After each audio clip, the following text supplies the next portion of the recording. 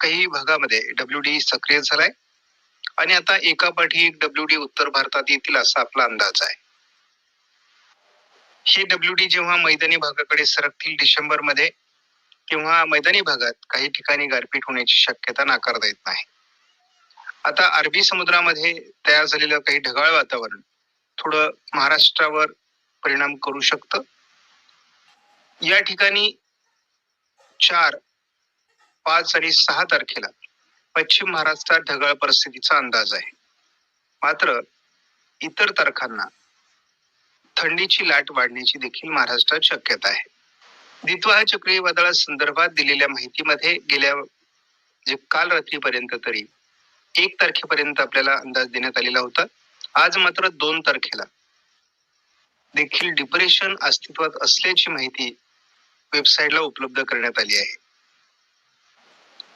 कालपर्यंत deep depression असलेलं Ditwah चक्रीवादळ आज मात्र डिप्रेशन मध्ये रूपांतरित होत आहे आणि त्याचा प्रभाव हा चेन्नई आणि परिसरात सध्या अस्तित्वात आहे.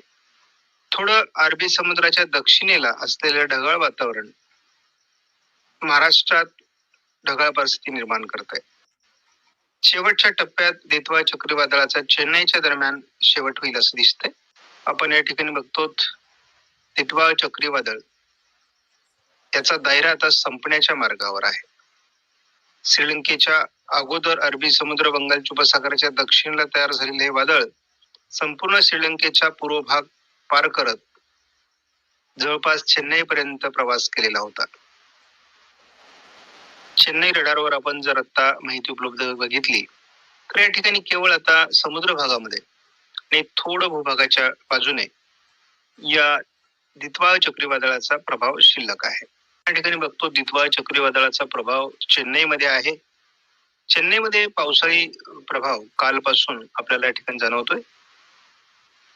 आपण थंडी संदर्भात मिनिमम टेम्परेचर GFS मॉडेलचं बघत असतो. दरम्यान असलेले हे डिप्रेशन आता थोडं भूभागावर सरकण्याच्या मार्गावर आहे. म्हणजे 2 दिवस याचा प्रभाव थोडा दक्षिणी राज्यांमध्ये पाऊस वाढण्यामध्ये होऊ शकतो आणि त्याचा थोडा परिणाम 4 तारखेनंतर म्हणजे 4, 5, 6 महाराष्ट्राच्याही दक्षिणी पट्ट्यात त्याचा प्रभाव पडू शकतो. थोडं लातूर, धाराशिव, सोलापूर, सांगली, कोल्हापूर, रत्नागिरी, सिंधुदुर्ग, सातारा, पुण्यापर्यंत ही ढगाळ परिस्थिती पोहोचू शकते.